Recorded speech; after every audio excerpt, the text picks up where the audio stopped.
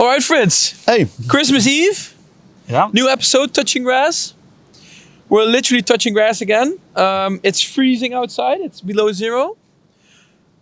Last episode of the year as well, as we're going to be entering 2026.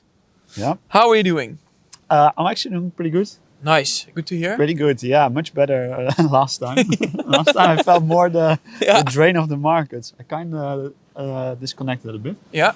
So it's really nice. Yeah. So market's still very rough. Yeah. It is. Like some projects which I thought like, okay, they're now already quite down a bit. I hope they hold here. Like Astor, Tau. Yeah, I wanted to talk with you about it. Yeah. I mean, the small tokens and Bitcoin, Ethereum have gone down quite a bit, but now you're seeing tokens like Tau, Astor also sort of losing their support and going down. So markets, like you said, still looking kind of bad and red. Let's be honest. Yeah. How are you? I'm okay. It's in honesty, it's obviously Christmas time. Like I said, Christmas Eve. So the next week and a half is going to be less crypto, less company, less laptop, and more touching grass, literally. Which is always a nice thing because then you're not busy with the markets per se. Yeah. I do have to say it's a busy time with all the content that we need to create, all the events that we've been to, Christmas videos, etc. So we actually recorded a very nice Christmas video, a fun one as well. Going to be called Merry Dipmas, because of all the dips we've been having. Yeah. So doing fine, personally as well. In all honesty, I haven't really been that busy with the markets. Sold quite a bit of my crypto. Oh, really? And mainly because I'm curious what you think of this is if you're looking at it at a portfolio. Yeah. And I'm not talking about crypto portfolio, but money portfolio, investment portfolio.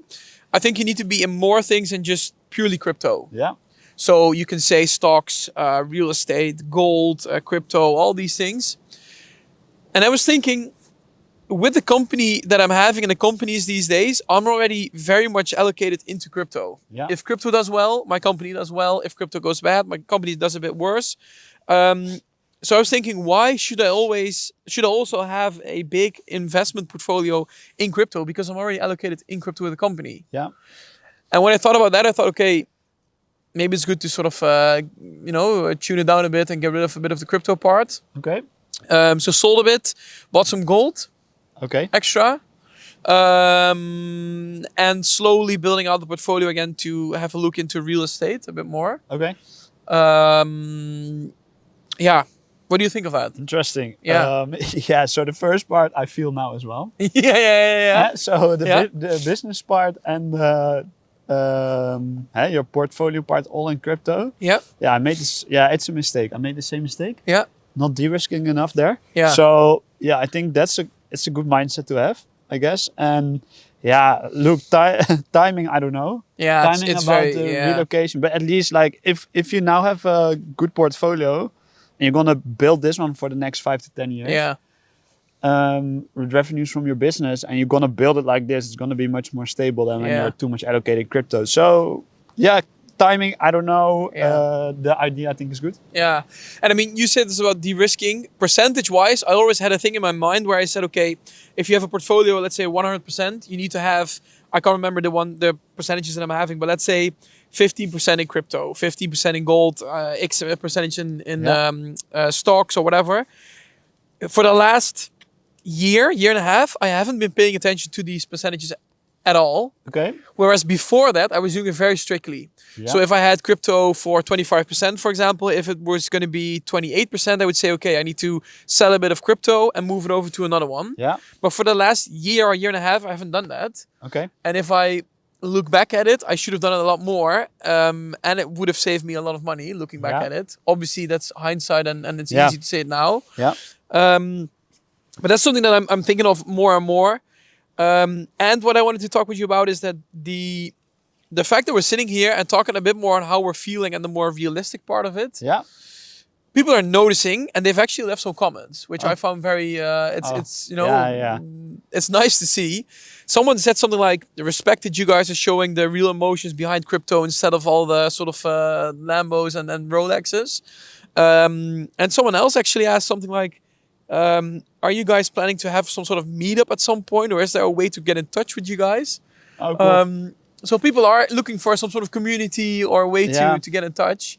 So yeah, it's a nice thing to see, right? That's a nice reaction. Yeah. And I guess everybody who's long feels this. Makes sense. So but it's not often talked about. Like, this is funny. I read one comment on X and it said, someone is down when they are going outside for a walk, and I'm like, okay, that's us. But then I feel like, throughout your career as a trader or investor, you're gonna hit your head a few times, hard, and unless you're very, very strict with your risk management, which is a bit harder when you're trading mostly on. So I guess risk management is more like you need someone else to look at your portfolio and say, hey, what are you doing? You're taking too much risk. But if you do mainly by yourself, it's a bit harder to see the risks because you go into the. But it's. I find it interesting that you say something like you need to hit your head a couple times before you notice it, or make up your mind. I was actually talking about this with my girlfriend, and so when the markets go down, you try to find different ways of making money again. Let's be honest, that's what you do. So I had some other ideas, and I was talking about it with my girlfriend, and then we were walking with the dog, and we were touching grass, literally. And she said, "Oh yeah, okay, this is just another idea that you're having." And I noticed the way she was saying it, she didn't really have any confidence in it.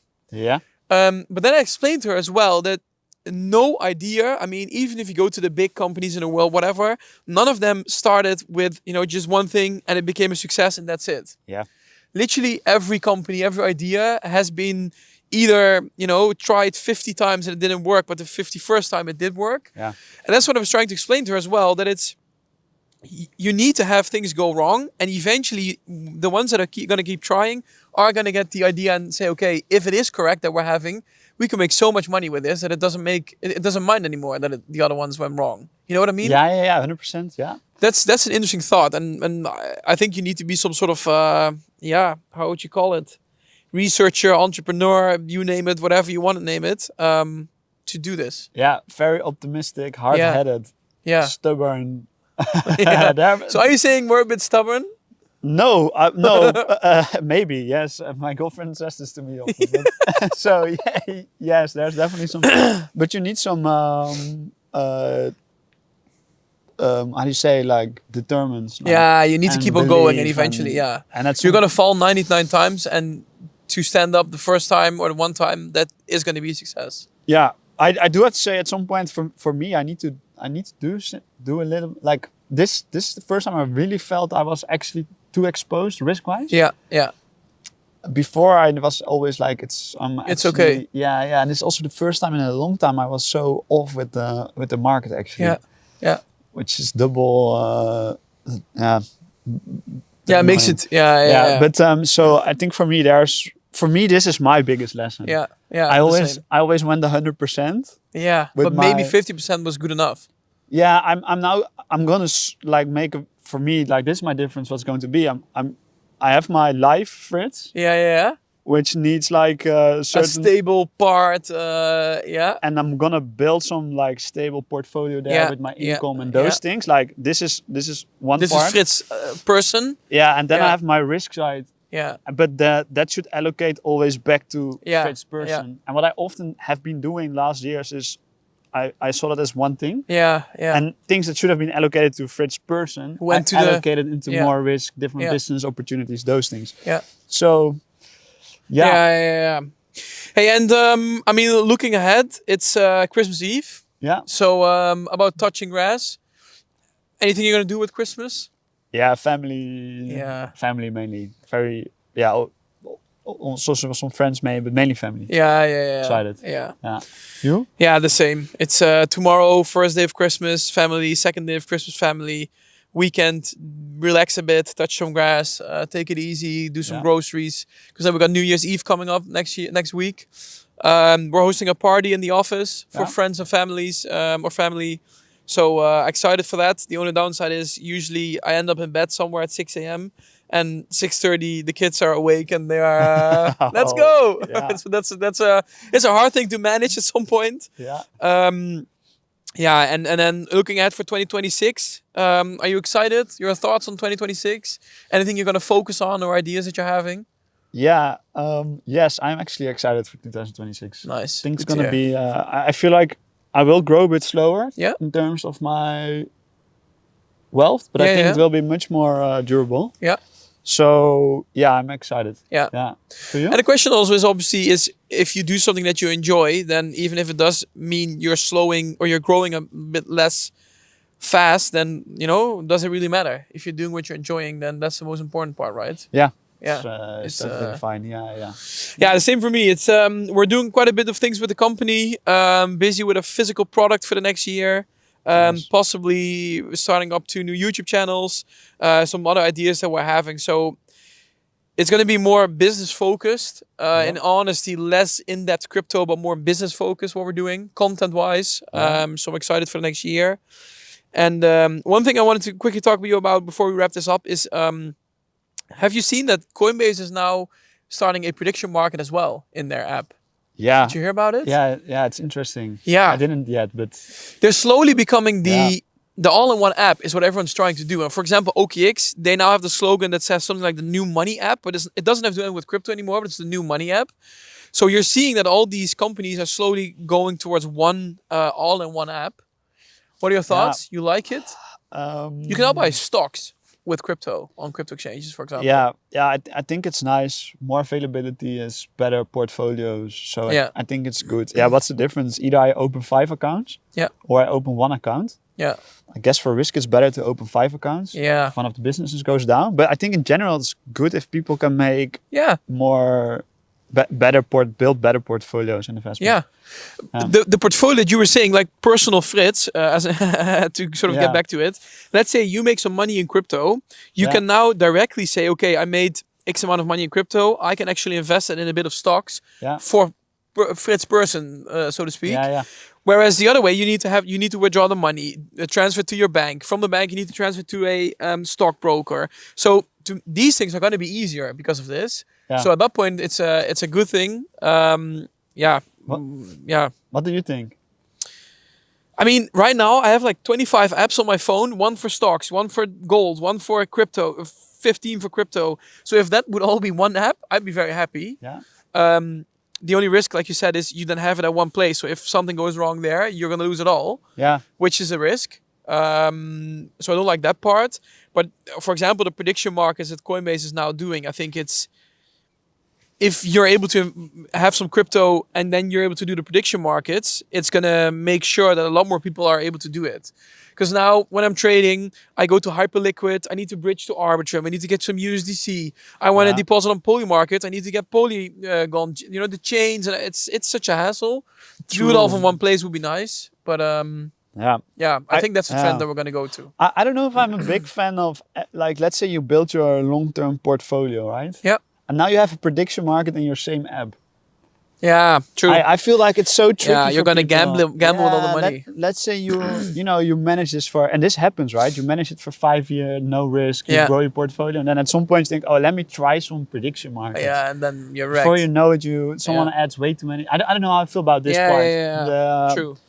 The more gambling part from the more investing part. Okay. Hey, Fritz, it's freezing. Luckily, the sun is shining, so it's a bit doable. Like I said, last episode of the year for touching grass. Yeah. We're gonna be touching some grass in real life with Christmas, New Year's Eve, you name it. Anything you wanted to say to the ones that are listening before we wrap it up at the end of the year? Any advice or any points that you want to give? Not so much advice. I think I hope everybody enjoys their time with Christmas, family and friends. It's always by far most important things, I guess. For me, speaking for myself. So I hope everybody has a great time. And yeah, if you're down on your portfolio and like try to take a step back and make a plan for this year. And Yeah. if you have the energy, just go at it again. Yeah. Just try to make different decisions if things went different Yeah. than expected. And this is also more or less talking to myself. Yeah. Yeah. I think that's a good one. For I you? agree with you. Yeah. Yeah. It's, touch some grass, enjoy Christmas, enjoy the time, the holiday season. If you're down a lot, which obviously we are as well, try to take a step back and, see and make a plan on how you can move forward into 2026. If you're down, see it as a lesson and try to, be better at it next time. Yeah. I think that's the most important lesson, right? Yeah. Then it's time to go inside and get rid of his freezing hands because it's cold. Yeah, let's do that. Let's do it. Time to go inside.